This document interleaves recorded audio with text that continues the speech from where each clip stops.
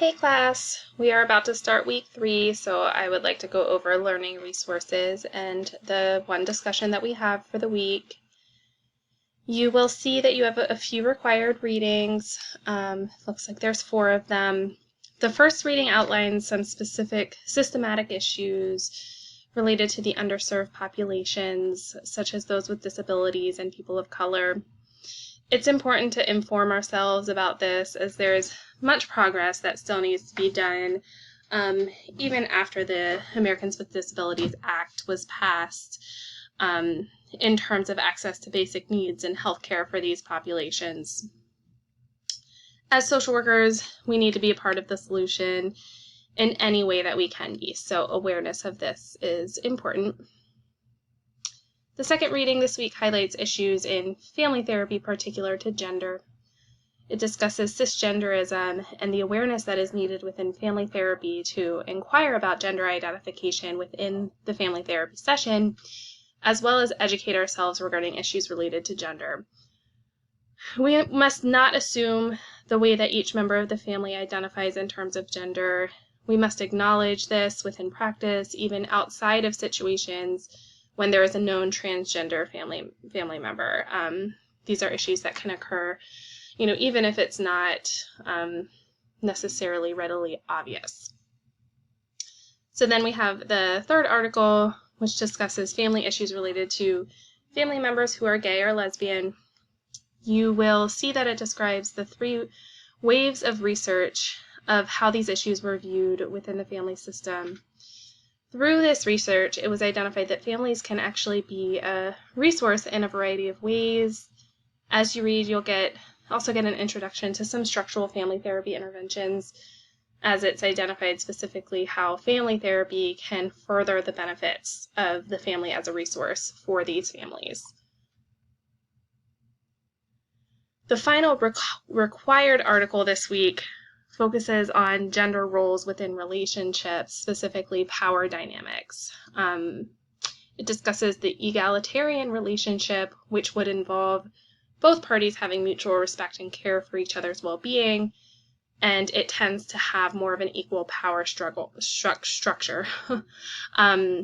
It discusses gender roles and relationships throughout history as well, and how things have evolved over time. Though within relationships, in heterosexual relationships, there still tends to be generally a power structure which is involving the male in the relationship having more power than the female in the relationship. Following those required articles, you will then need to choose one of these articles, all of which continue the theme of gender and or the LGBTQ community. Again, you just need to choose one. As usual, I suggest reading an article that maybe might further your knowledge.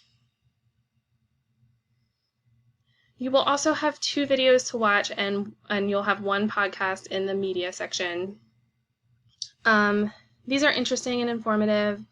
Your discussion this week will be on the longer video, the psychotherapy with gay and lesbian clients. Please watch it in its entirety, being that your discussion is on this video. I hope that you like it. I think it's very informational and practical. It gives some practical information for family therapy. It discusses specific issues faced by families and couples who are lesbian, gay, or bisexual. And like I said, it'll also help you understand some best practices within family and couples therapy for these populations. I also always enjoy the social work podcast, which you do have 1 assigned for this week. This one specifically is an interview with Michael LaSala, who you might see is the writer or researcher in one of your required articles this week. He wrote the book Coming Out and Coming Home, which discusses how more recent research identifies the family as a support and resource throughout the coming out process.